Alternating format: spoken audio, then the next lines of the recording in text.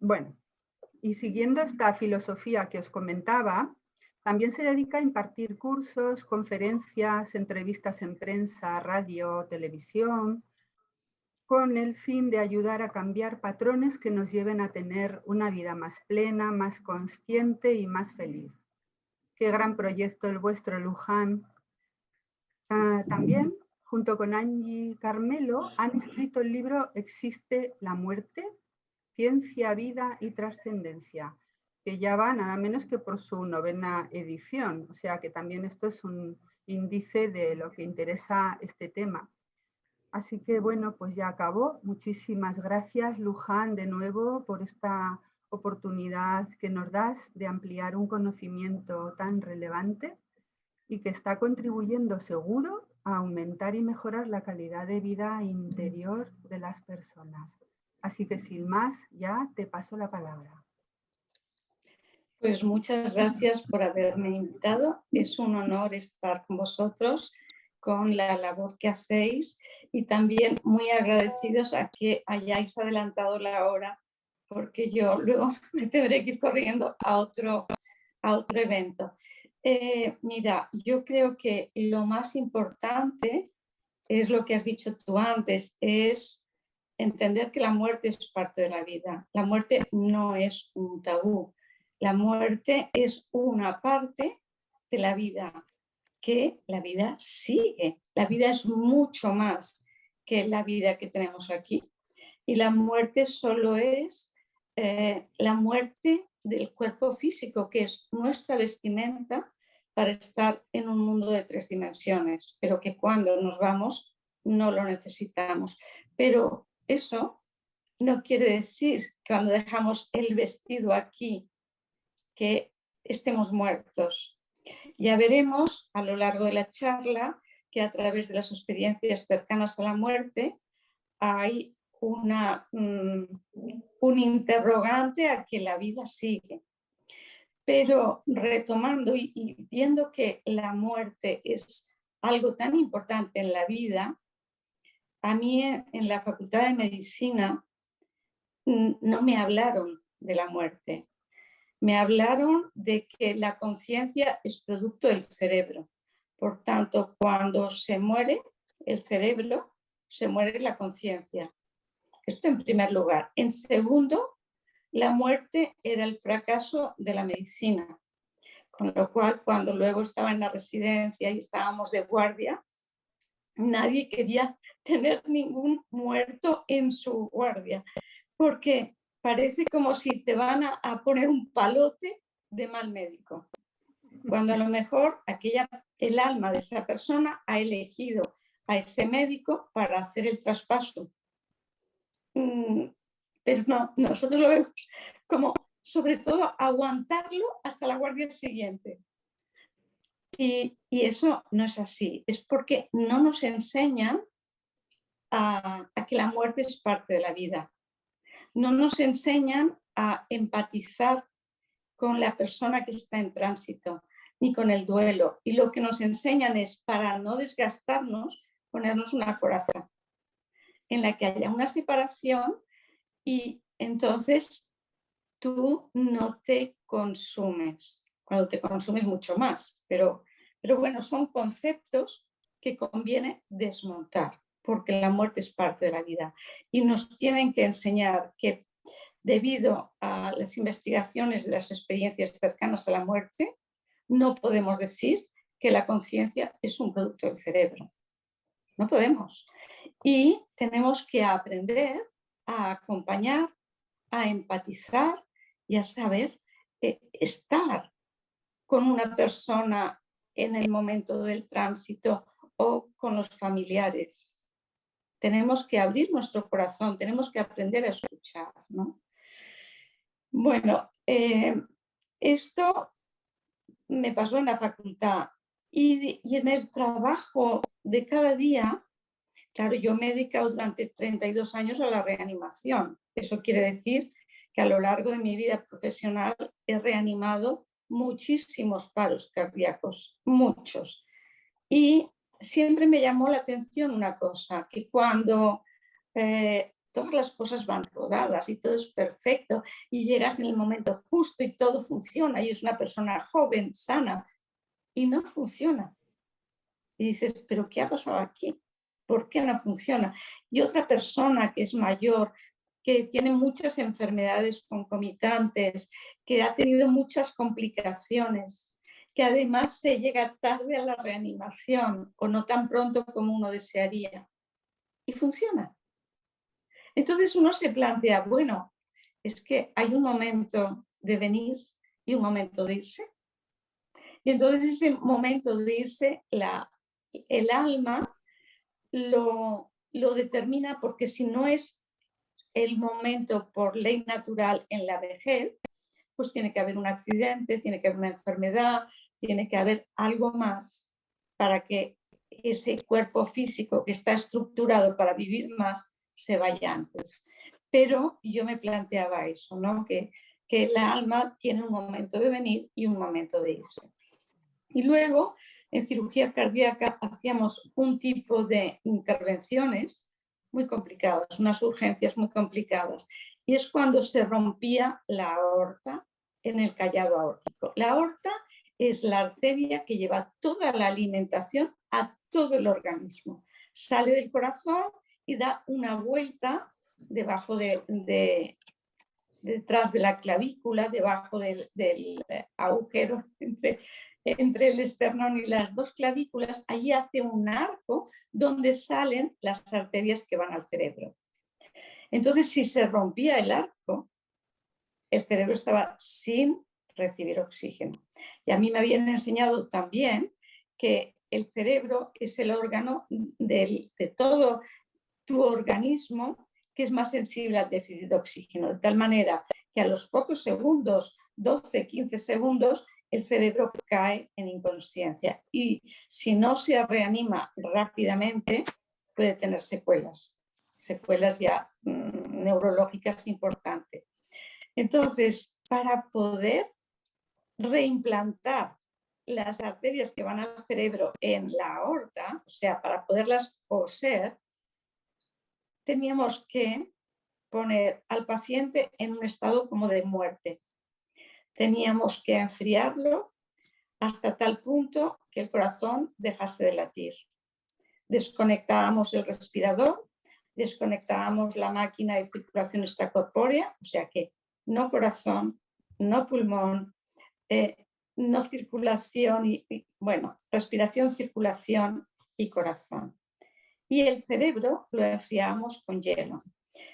Entonces, en el momento que se tenía una temperatura cerebral determinada, se paraba todo, y empezábamos a drenar el cerebro para sacar la sangre del cerebro y que el cirujano pudiese coser sin tener el impedimento de la sangre que no le dejaría. Entonces íbamos contra reloj porque era muy importante el tiempo.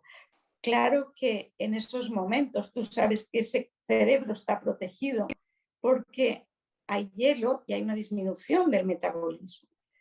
Pero no dejas de preguntarte, bueno, esto es un paro total. Objetivamente, todos los parámetros de vida están a cero. La actividad del cerebro está plana. La actividad del corazón, plana. La presión arterial, cero. No respiración. ¿Qué pasa aquí? Y te planteas si nosotros somos este cuerpo o este cuerpo es el instrumento de una energía, como puede ser el alma. Y que en ese momento en que aparentemente no está ese alma porque no hay energía, no hay vida, está. Y bueno, eso, y después la enfermedad y muerte de mi marido, que me obligó a estudiar todo lo que había respecto a que había vida después, para poderle dar un alivio, una esperanza, pues me ayudó muchísimo en esto. Y en esa época solo me encontré los libros de Raymond Moody, de experiencias cercanas a la muerte, Vamos a decir que es una experiencia cercana a la muerte.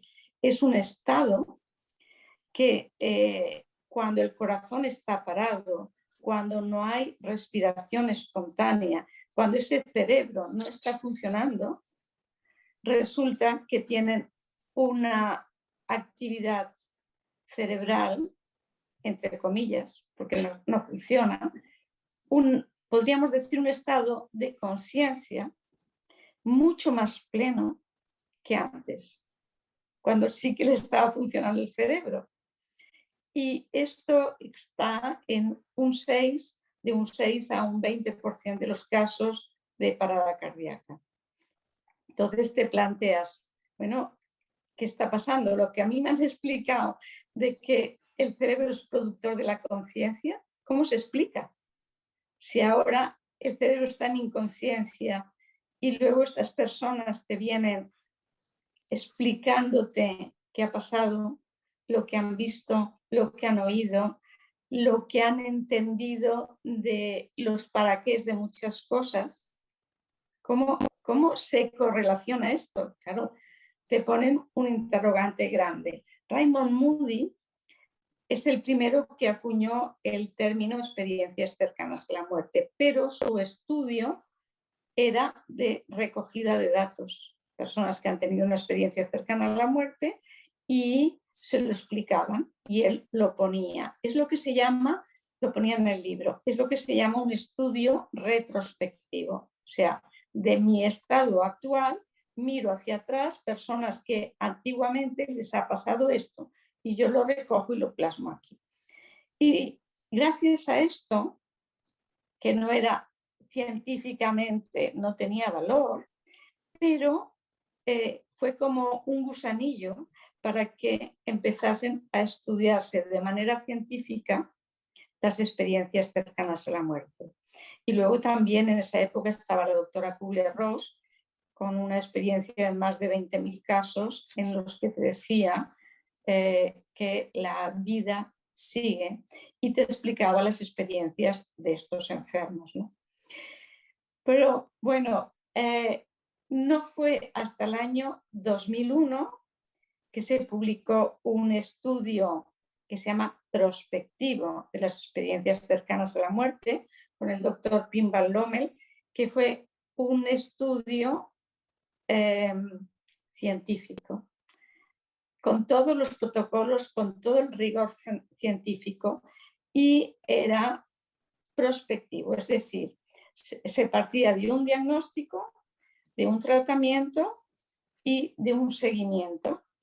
Entonces todos tenían el mismo diagnóstico, todos tenían el mismo tratamiento y todos tenían el seguimiento y se veía a ver qué pasaba. De los enfermos que tuvieron un paro, de los reanimados, solo 344 solo se reanimaron, o sea, sobrevivieron 344.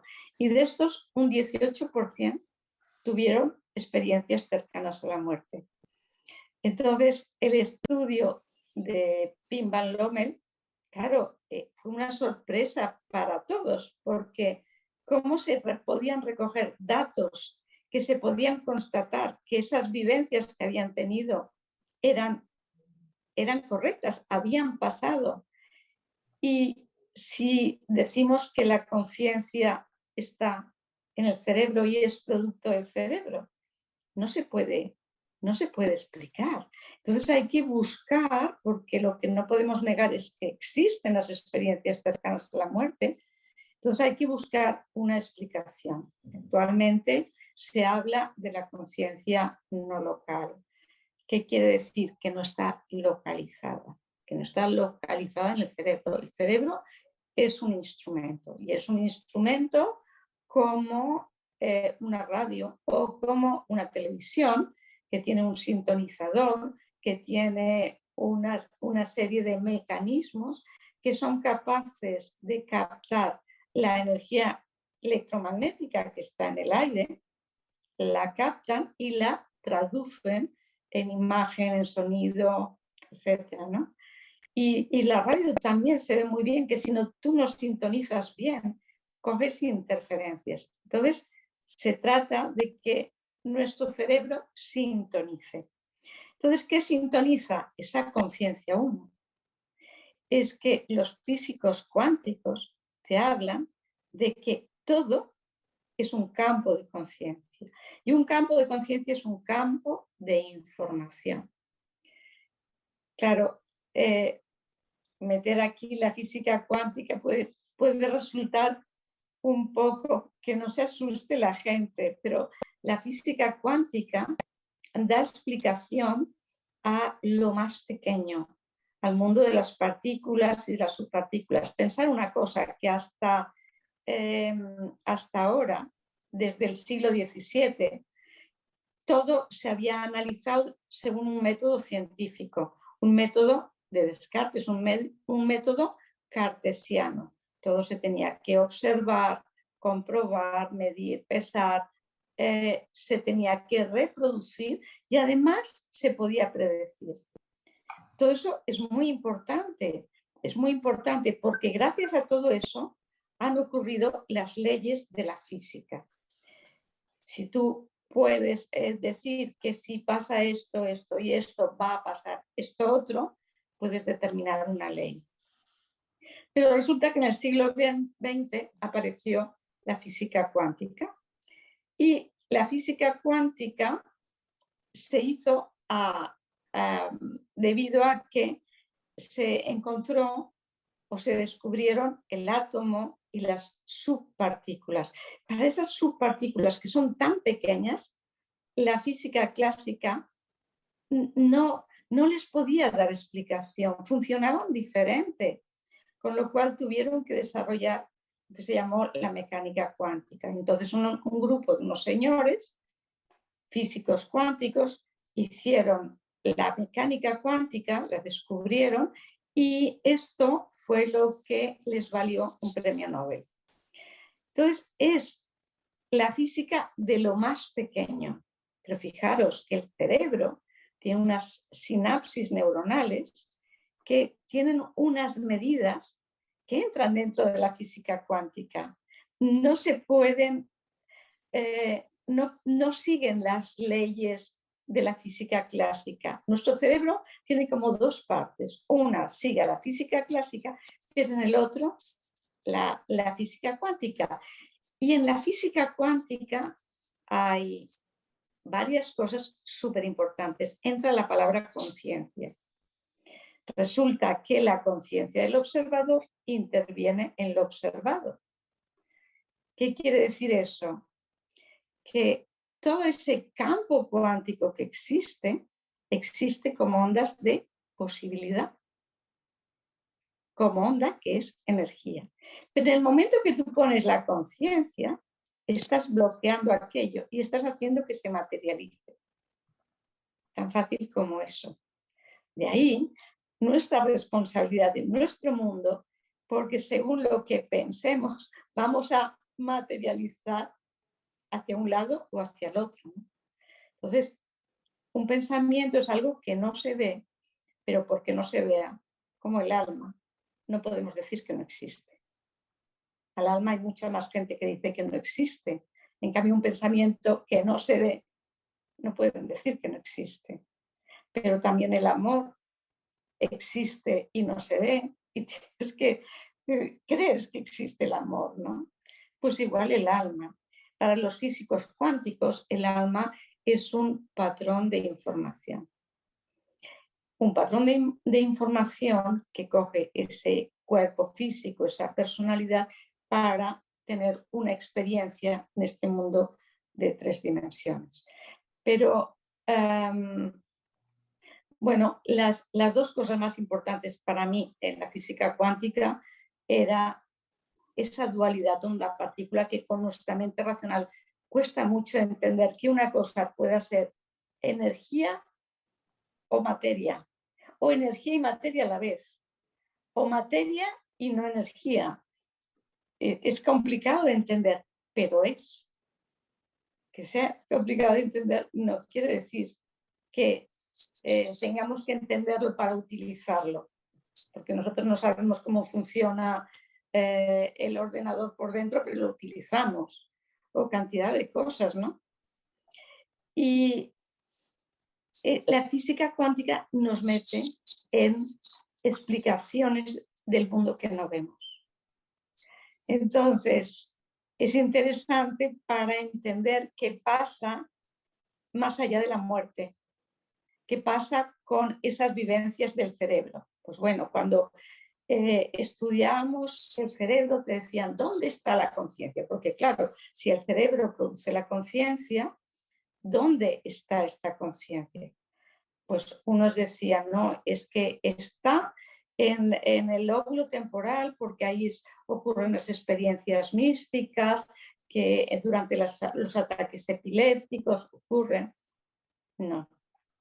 Otros decían, no, es que está en la conciencia, en la corteza prefrontal, que es lo que nos diferencia del mono.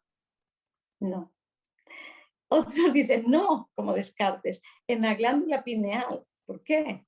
Dice, porque es el único elemento del cerebro que está en solitario. Todo lo demás está duplicado. Y esto está en solitario. Tampoco. No se sabe. Pero últimamente se habla de los microtúbulos, que la conciencia está en los microtúbulos. Los microtúbulos no queráis entenderlo todo, pero sí saber que existe y que hay explicaciones científicas para esto, ¿no? Que yo tampoco quiero armarles un lío, sino que entiendan que hay una respuesta científica a esto. Entonces, los microtúbulos, bueno, hay trillones de microtúbulos, cada célula tiene muchísimos microtúbulos, son tan finos que solo cabe un fotón, o sea, una partícula de luz. Y esa partícula de luz lleva información, pero lleva una información cuántica. Entonces, pues los más afamados científicos, como Penrose, que fue premio Nobel en 2020 de física, y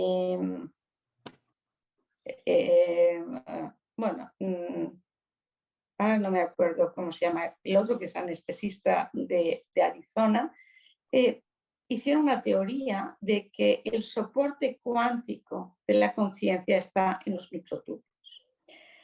Y cuando uno muere, el soporte desaparece, muere con todo, pero libera, por decirlo así, esa información que por entrelazamiento cuántico, es decir, que todo está unido, por entrelazamiento cuántico está en esa nube, lo que hoy llamaríamos la nube, está en ese campo de conciencia, que cuando te reaniman vuelve a bajar exactamente igual que cuando tú tienes en un ordenador toda la información, toda está en la nube, se te estropea el ordenador y tú puedes desde otro ordenador con tu clave bajar la información.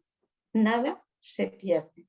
Todo está en ese campo de conciencia que está cada vez para, como tiene todas las posibilidades existentes por esa dualidad onda-partícula, tiene la posibilidad de materializarlo mejor.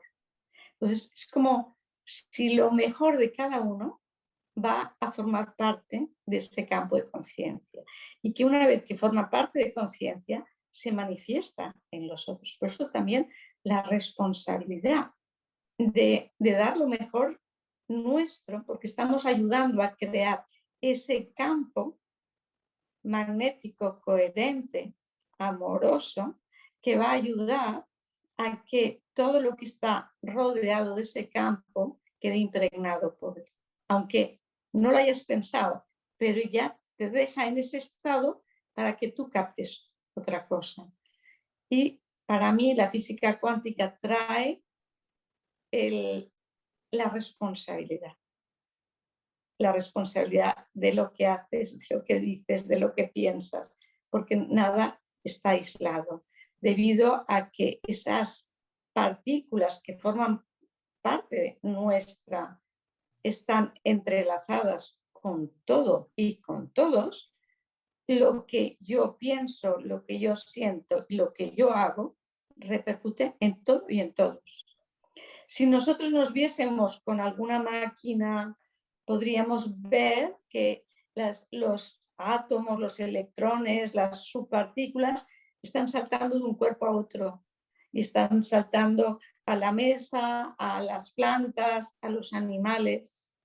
O sea que todo aquello que nosotros somos forma parte de todo. Por eso hablamos de una única humanidad, porque realmente nosotros nos vemos con estos ojos que nos limitan, nos separan, pero si nosotros viésemos con otros ojos que pudiésemos captar las subpartículas, veríamos que todo está absolutamente unido. Y eso es muy bonito. Pues bueno, volviendo al cerebro, en eso que decíamos antes, ¿dónde se genera la conciencia? Pues claro, antes estudiábamos el cerebro como un cerebro muerto. Entonces no sabíamos nada. Pero a raíz de los descubrimientos de la física cuántica se ha creado unos aparatos de medición, como es una resonancia magnética. Entonces, cuando tú piensas algo, cuando tú sientes algo, se puede, a través de una resonancia magnética o de un PET scan, saber qué zona de tu cerebro está activa mientras tú piensas o sientes algo. Pero eso no quiere decir que eso sea lo que produce tus pensamientos. Todavía no se ha descubierto cómo se produce un pensamiento. O sea, a mí me alucina porque creemos que sabemos todo y no sabemos absolutamente nada. Tenemos que estar como un niño asombrándose de todo, con los ojos abiertos y nuestra mente abierta, porque estamos en un mundo por descubrir. Y estamos en un mundo por descubrir la capacidad que tenemos cada uno, porque somos todos. No somos uno aislado que tengas un pensamiento. Por eso cuando nos unimos en oración, cuando nos unimos en un pensamiento positivo, compasivo, la fuerza es impresionante. Bueno, entonces, lo que es la conciencia es mucho más de lo que se está manejando ahí en unas neuronas, en un campo cuantificado. Bueno, y volviendo a las experiencias cercanas a la muerte, esto es como, hemos hablado como de la base científica del cerebro, del pensamiento, y que en teoría no podría ni pensar, ni sentir, ni ver, ni oír cuando está muerto, porque el cerebro, que es el productor de esa conciencia, no funciona. Entonces, cuando te encuentras que esas personas han tenido unas vivencias que te dicen, es que he tenido una conciencia más plena que en toda mi vida con un cerebro normal. ¿Cómo sin funcionar un cerebro he podido tener esas experiencias? Esto por un lado. Por otro, aunque los ojos no funcionen, la vista no funcione, que los ojos pueden estar tapados con esparadrapos, los oídos, estás muerto. Las pueden ver, se han hecho estudios experimentales con ciegos de nacimiento, el doctor Ring, y las personas que tuvieron experiencias cercanas a la muerte describen colores, que luego cuando vuelven lo hablan y ya ha ocurrido. Tienen una sensación de amor incondicional, de paz impresionante, que no quieren volver, ninguno quiere volver. Bueno, ellos, la primera fase, hay varias fases según la escala de Grayson. Cuando tú estás en paro, tú sales del cuerpo y dices, pero este que está aquí abajo soy yo, pero si me están reanimando, pero si dicen que estoy tan mal y a mí no me duele nada y estoy tan bien, ¿cómo les puedo decir que yo estoy muy bien? Entonces se ven fuera del cuerpo, oyen, ven, sienten lo que sienten los demás, se comunican por telepatía. Luego está el túnel, ven un túnel con una luz al fondo. Esa luz es un ser de luz. Cada uno puede decir, pues unos dicen que es Dios, otros dicen que puede ser Buda, Mahoma, quien quiera según su religión, o un ángel o un ser de luz. Y se comunican telepáticamente. Hay una revisión de la vida, pero hay una revisión de toda tu vida como actor, no como espectador. Entonces, como actor, sientes lo que la otra persona ha sentido cuando tú has dicho esto, cuando tú has hecho lo otro. Por eso, cuando vuelven, tienen mucho cuidado. Se sienten muy responsables del poder de la palabra, de decir las cosas sin conciencia, sí porque sí. Tiene repercusiones. Entonces ya vuelven de cara a dar lo mejor al otro, ¿no? Se sienten uno con todo, con la naturaleza, con los animales, mucho más espirituales. Pueden ser personas ateas, pueden de cualquier religión, que vuelven con un sentimiento mucho más amplio que una religión, porque es como si abarca todo. Es que nuestro espíritu es todo. Entonces, son mucho más espirituales. Buscan sentido y valor a la vida, tener una vida con significados, entienden los para qué es para de todo. Entonces, cuando vuelven, tienen que hacer lo que la vida les muestra que tienen que hacer, porque saben que aquello es para algo, que tiene un significado y lo tienen que hacer. Es como su contrato previo, y que estamos aquí para aprender tal cosa, para dar lo mejor de nosotros en ese campo. Tienen, muchas veces vuelven con dones, con percepciones extrasensoriales. Vienen con telepatía, o vienen con una intuición desarrollada, o con una clarividencia o una clariaudiencia, o son personas sanadoras. Y es muy interesante cómo minutos de una vida te pueden transformar la vida entera. Todo lo que te quede por vivir te lo transforma. Dices, pero si esto ha pasado en el espacio entre el paro y la reanimación, que a lo mejor han pasado 5 minutos o 2 minutos, ¿cómo es posible que les cambie la vida? Y cuando hay otro tipo de susto en tu vida, no te cambia la vida, te lo puede cambiar un mes.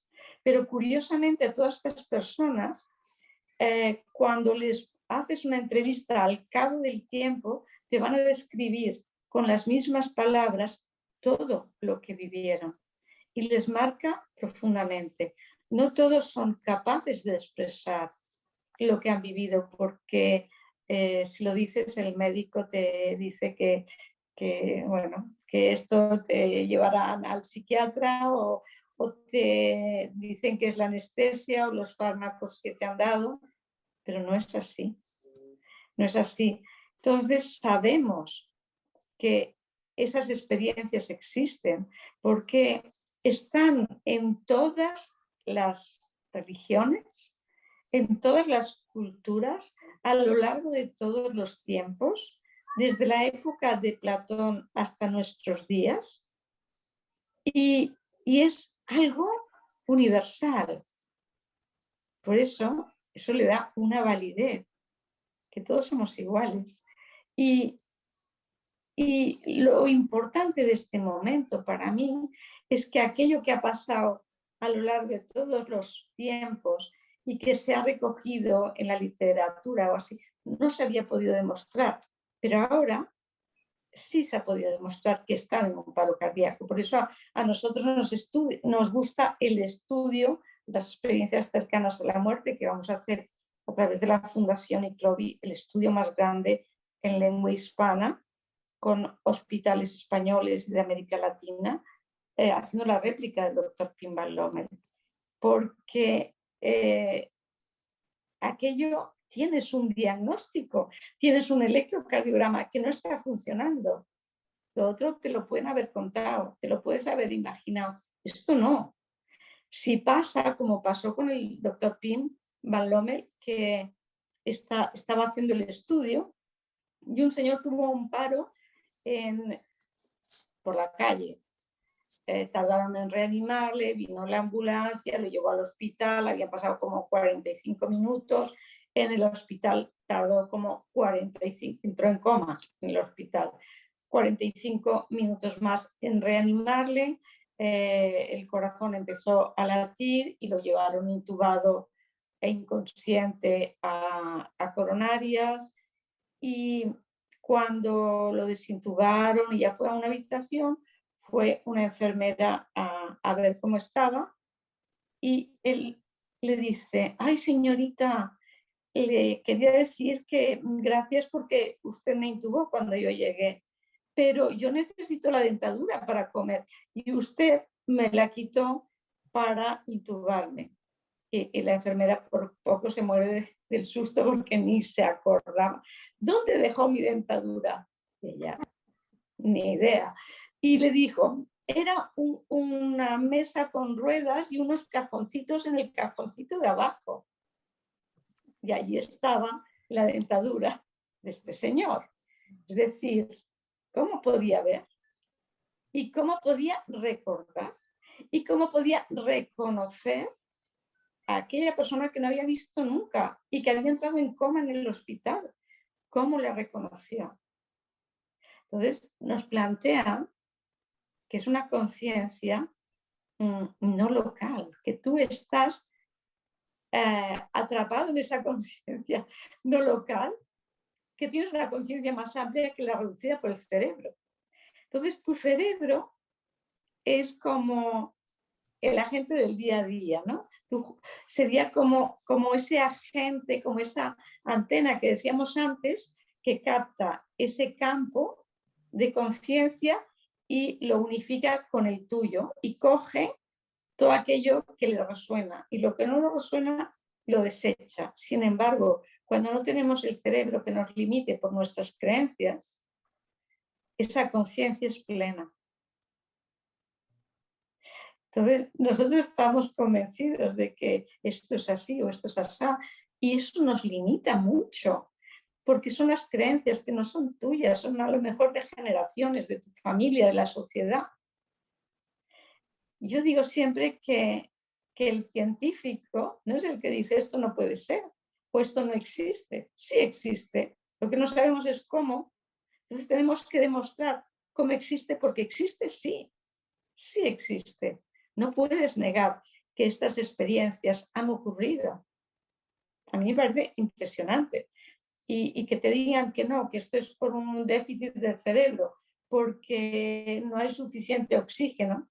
Y dices, bueno, si es porque no hay suficiente oxígeno, las urgencias de cada hospital estarían así de experiencias cercanas a la muerte, porque todos son insuficiencias respiratorias crónicas o agudas o agudizaciones de crónicos. Estarían llenos y no es eso. Entonces, esto nos abre una puerta enorme. En el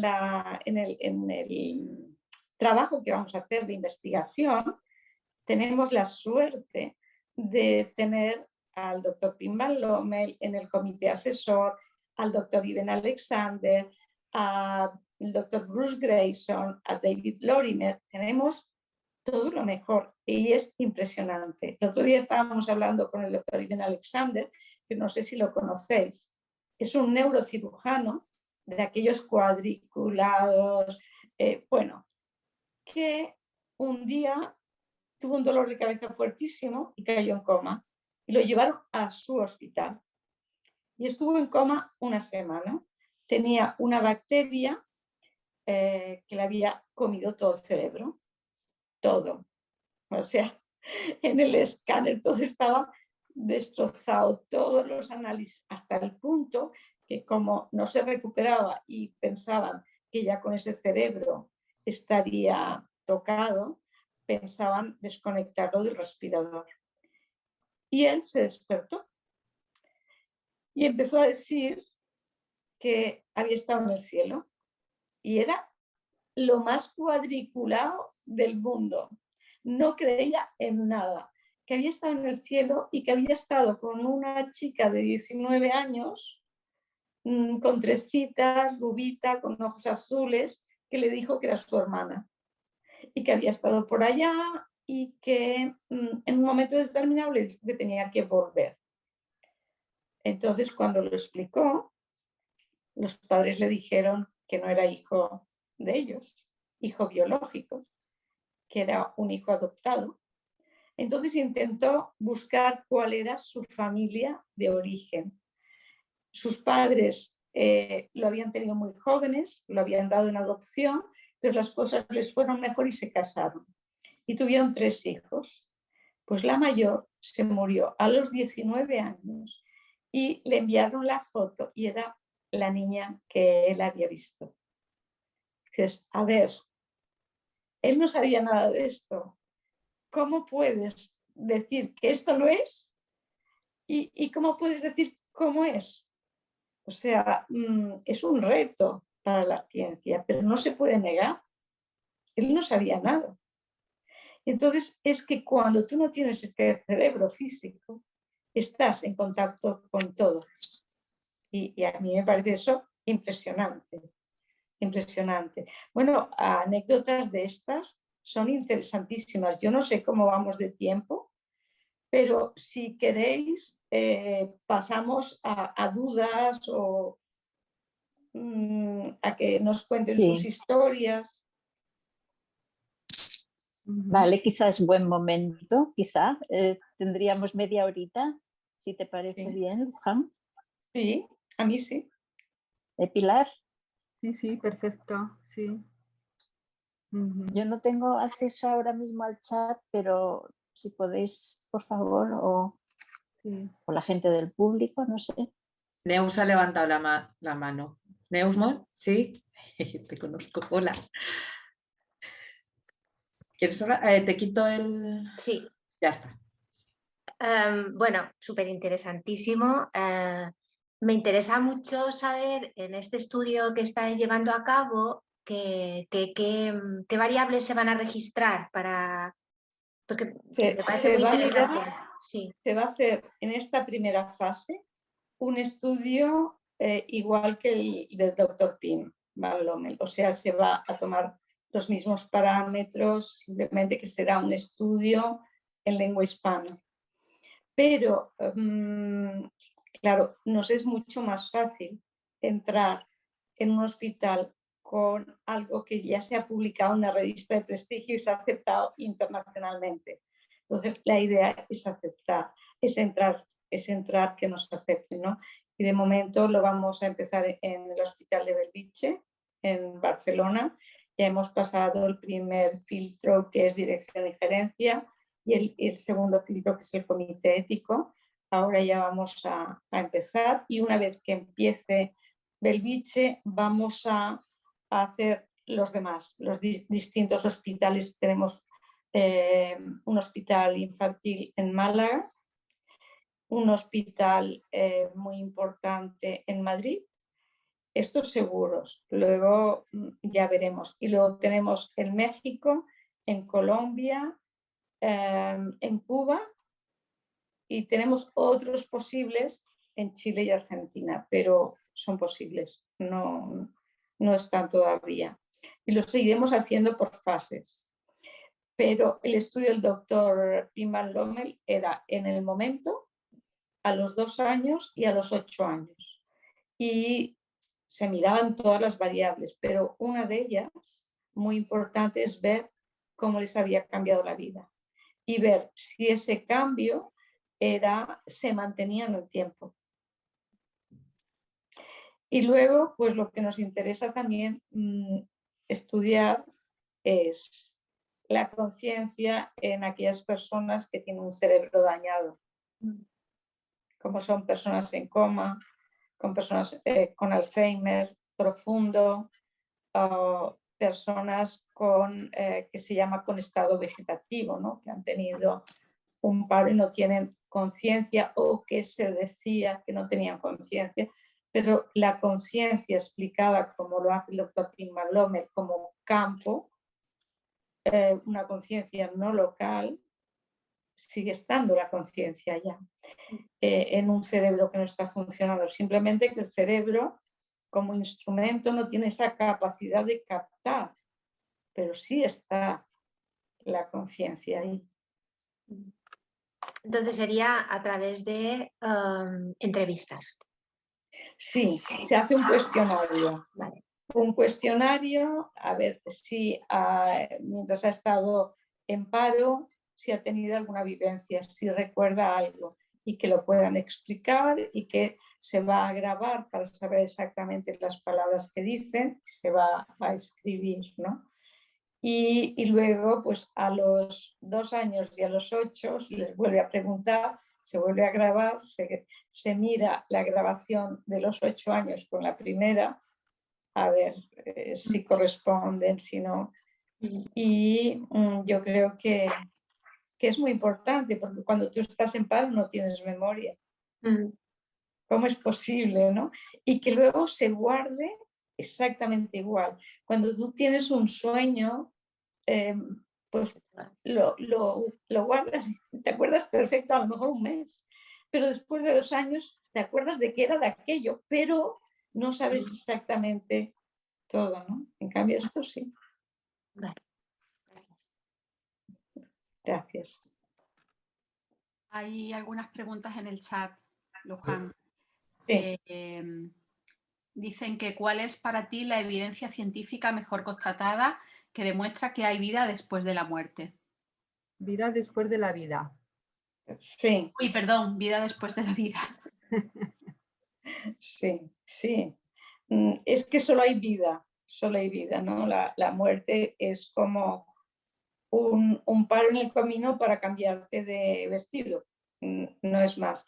La evidencia científica más importante son los estudios de Pimbal Lomel, de Bruce Grayson y todos los que son estudios científicos, ¿no? La tesis doctoral de François Lallier, la tesis doctoral de, ahora no me acuerdo, otro médico francés, la tesis doctoral de Penny Sartori y bueno, pues todos los estudios que están haciendo en la Universidad de Virginia, que se está haciendo de experiencias perimorte, ¿no? Que aquellos pacientes que antes de morir ven a los seres queridos que les vienen a llevar de paseo al nuevo viaje, ¿no?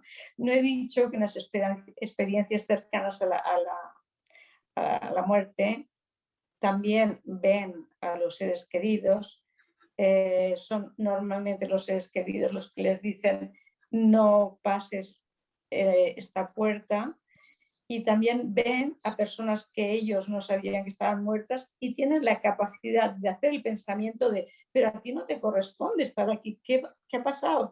Y cuando vuelven a la vida, les dicen, a lo mejor te tenemos que decir una cosa. Dice, ya lo sé, que fulanito está muerto. Si me lo he encontrado yo.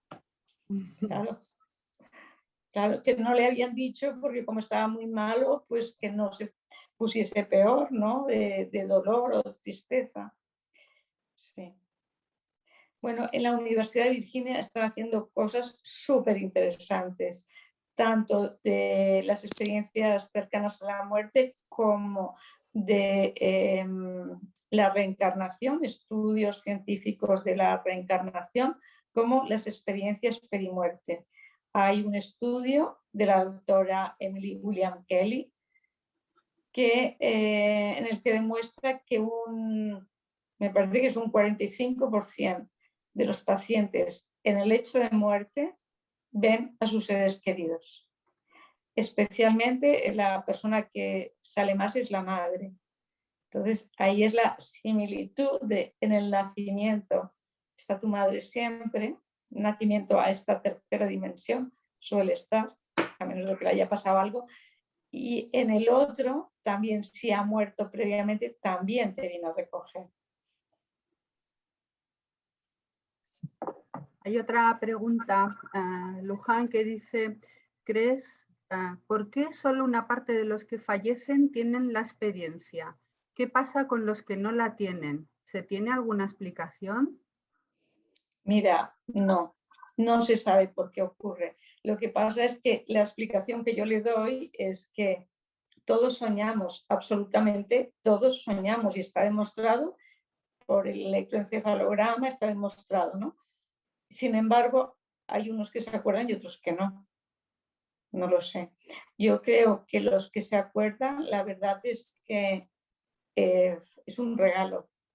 Es un regalo y yo creo que se acuerdan para hacer algo aquí, ser mensajeros de algo. Para que cambiemos de conciencia, para demostrar que la vida sigue. Sí. La siguiente pregunta por chat dice, hola, ¿crees que los que han muerto nos pueden enviar mensajes a través de nuestros sueños? ¿Hay alguna evidencia? Muchas gracias. Sí. Las evidencias, fíjate, no solo a través de los sueños, el sueño está en el inconsciente. Cuando tú duermes, tenemos, según dicen los tibetanos, el hilo de conciencia y el hilo de vida. El hilo de vida se mantiene hasta que tú te mueres, pero el hilo de conciencia se suelta cada noche cuando tú duermes. Entonces tú estás en un mundo multidimensional. Bueno, ¿cuántos descubrimientos? Hay muchos descubrimientos que se han hecho mientras dormías y se ha podido demostrar. Está desde la tabla de Mendeleev a Stravinsky, me parece que una música de Stravinsky, a la máquina de coser, al sistema de la aguja con el agujerito, lo vio en un sueño. Es interesantísimo si buscáis sueños que hayan hecho descubrimientos. Fijaros que es lo mismo que cuando la conciencia está en una experiencia cercana a la muerte. No tiene la cortapisa del cerebro, no tiene los límites, las creencias. Entonces está en contacto con ese campo cuántico, con el campo universal donde está todo. Y tú puedes encontrar las soluciones. Fijaros que popularmente se dice, lo consultaré con la almohada.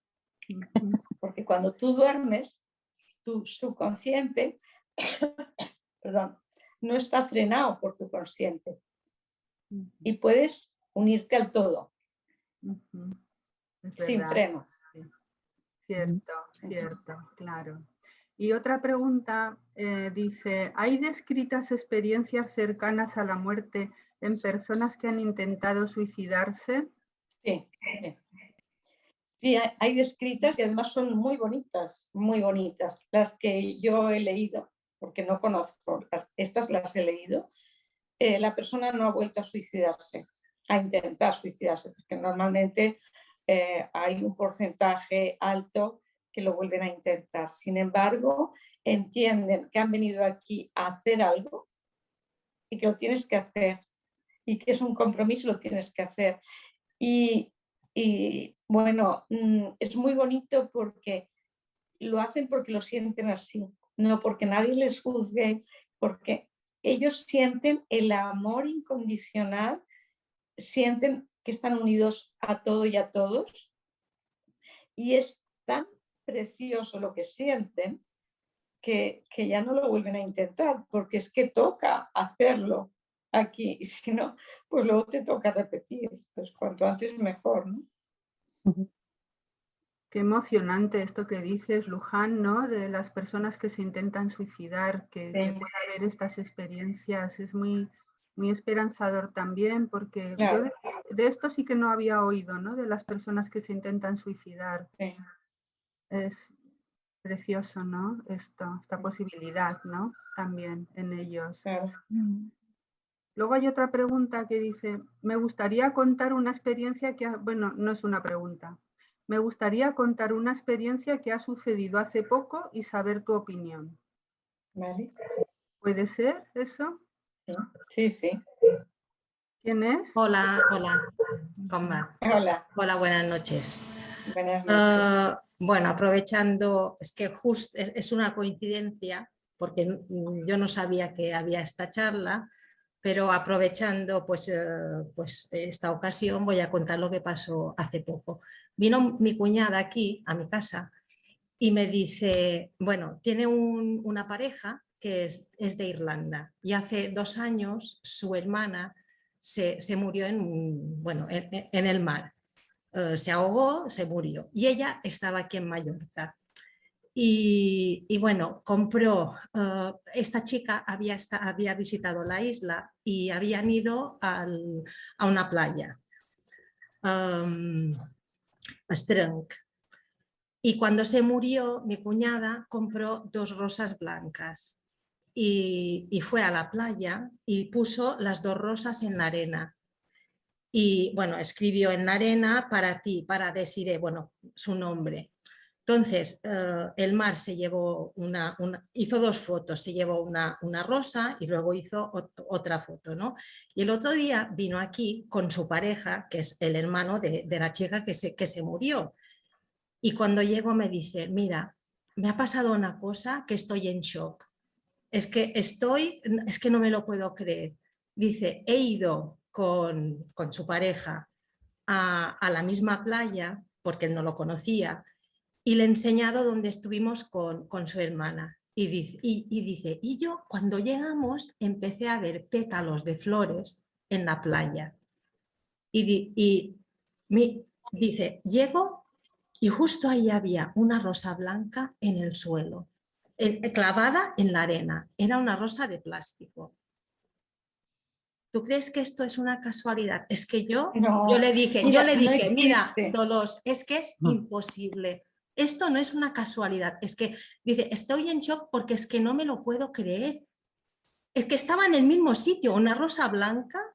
Tengo las fotos y todo. Es que no, pero es alucinante.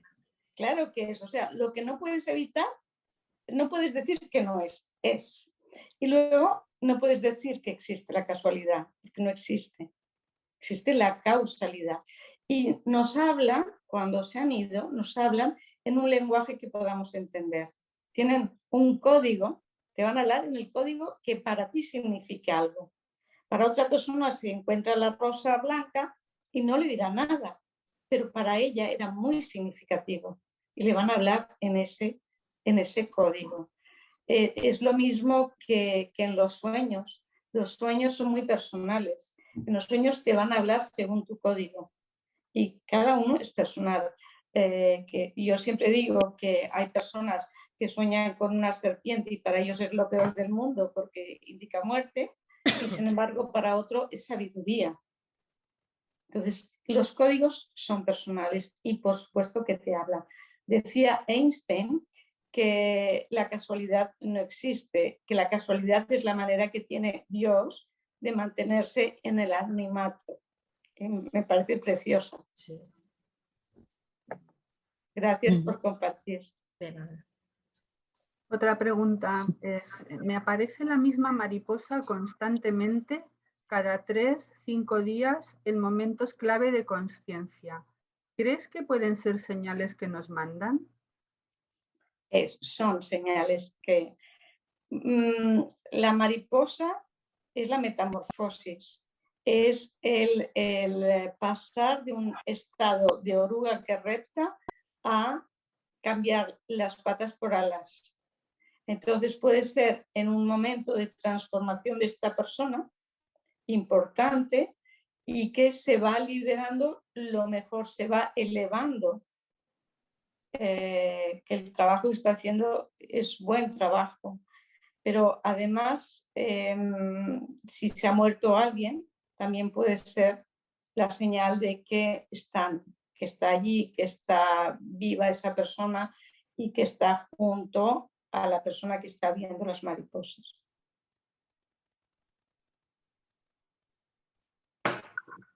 Bueno, de momento no hay más preguntas ni comentarios por chat, pero si alguien quiere decir algo verbalmente... Teresa Fernández quiere... Teresa. Te quito. Espera. A ver. Ahora. ¿Ya puedo hablar? Sí. Bueno, quería comentar algo, simplemente una pregunta. Yo trabajo soy musicoterapeuta y trabajo con enfermos paliativos, pero también en alguna ocasión en la sala de daño cerebral con pacientes de daño cerebral bastante severo. A veces cuando trabajo con ellos, pues no sé muy bien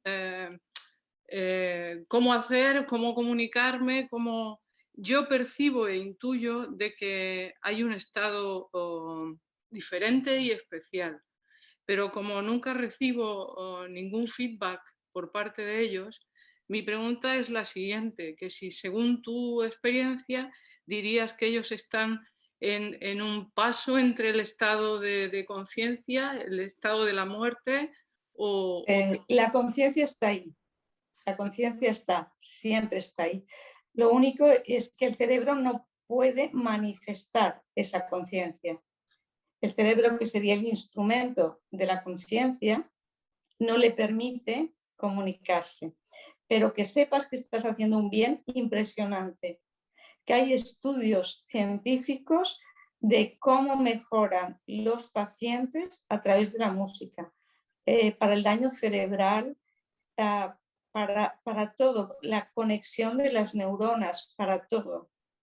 Importantísimo. O sea que felicidades y sigue así. Y aunque no lo veas, no te desesperes, porque se está produciendo. Gracias. De nada. Bueno. ¿Puedo hacer una última pregunta? Sí, ¿Sí? claro. ¿Sí? Yo también trabajo con pacientes paliativos y quería preguntar cómo puedo ayudar a las personas que están en su final de vida y que a veces no tienen asumido ese final, que no quieren irse de este mundo, por supuesto. Pues mira, de entrada no siendo invasivo, porque si no les vas a quitar las defensas, no hay que entrar, simplemente es acompañar y acompañar a través del amor, ¿sabes? Yo visualizo amor que sale del corazón y que va a través de la mano a tocar al paciente, o que lo llenas de amor y a su alma con esa energía hará lo que tenga que hacer. No hay que hacer nada. Solo acompañar, sí. Eso hacemos. Gracias.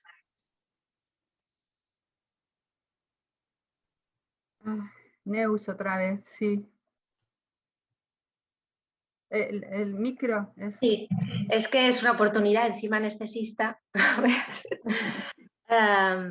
No, contar una experiencia con una persona querida, con metástasis por todo metástasis óseas, con muchísimo dolor, con tratamiento con mórficos, siguiendo con dolor.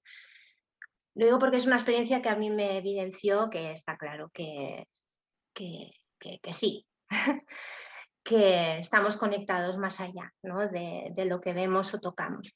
Entonces, bueno, yo iba a verle cada día y bueno, como cuando pongo la mano muchas veces calma el dolor, entonces por intuición le ponía la mano donde yo consideraba, ¿no? Él me decía, ay, esta manita, pero no le decía nada, simplemente yo le pongo la mano donde yo sentía que podía ir. Y cuando cambiaba yo la mano me decía, ¿y ahora me quieres decir cómo sabes que el dolor se me ha ido al otro lado? ¿No? Yo flipaba porque no entendía nada, pero bueno, me dejaba llevar, ¿no? Porque es un regalo realmente vivir eso. Y se quedaba dormido. Entonces siempre luego me llamaba a casa, perdona, no te he dado las gracias, ¿no? O sea, se quedaba dormido.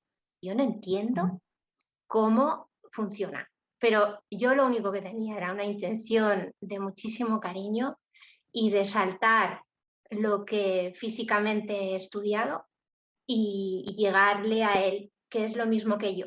O sea, que yo me puedo, o sea, era una sensación de que yo me podía encontrar en esa misma situación en cualquier momento, porque es así, tenemos el vehículo corporal, ¿no? Y bueno, compartir esto, porque esto a mí me hizo un regalo, este hombre, porque me evidenció que hay algo más de lo que científicamente he estudiado, ¿no? en la carrera. Y no sé, yo lo hacía con la imaginación, porque pensaba, hombre, tiene este vehículo como hay un coche y funciona con este coche, pero él está dentro, o sea, es como no impresionarse por el vehículo si está deteriorado físicamente. Y esto me ayuda mucho a ver más allá del cuerpo cuando se están deteriorando físicamente, no impresionarme, o sea, porque está más allá, ¿no? Y bueno, lo digo de cara a si hay personas que acompañan a enfermos en situación terminal, pues es nuestro vehículo y esta, no sé, me hizo un regalo este hombre. Pero es que esto que estás diciendo es muy importante, porque a veces va mucho mejor eso que has hecho tú que no un analgésico. Y está demostrado y demostrado científicamente, aparte de que tu experiencia y que lo has vivido, está demostrado científicamente el poder de la intención a través del amor y a través de la compasión. Es una maravilla. Sí, sí, es que se quedaba dormido. Yo es que flipaba, ¿no? Yo deseaba que no tuviera dolor, lo deseaba con todo mi corazón, ¿no? Y la impotencia como médico, no poderle dar más un escalón más, ¿no? De analgesia, ¿no? Entrar también en esa parte de vulnerabilidad, de impotencia, que no llego más allá y mi deseo es que no sufra, ¿no?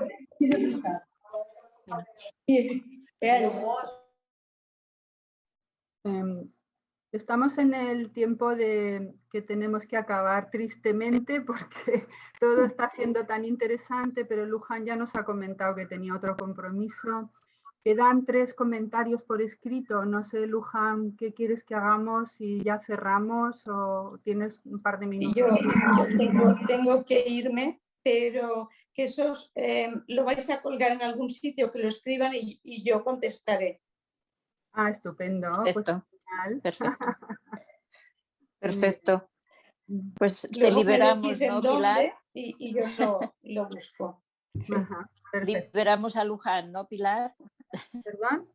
¿Cómo has dicho, María? Liberamos a Luján. Que claro. Liberamos a Luján. Sí, sí, claro, es lo mejor, sí, en estos con momentos. Nuestro agradecimiento, que tiene que ir a otro acto ahora mismo, así, ya. Sí, a la conciencia. Muchas gracias, Luján. Sí. Muchas gracias, bueno, Luján. Muchísimas gracias, ha sido un placer estar con vosotros. Igualmente. Gracias. Gracias. Gracias. Muchas gracias. Gracias. Gracias. Probablemente haya otra, probablemente. Gracias. Probablemente. Y gracias a cada uno de vosotros y de vosotras. Creo que tenemos que cerrar porque se nos ha ido quien nos convocaba, ¿no, Pilar? Sí. Así.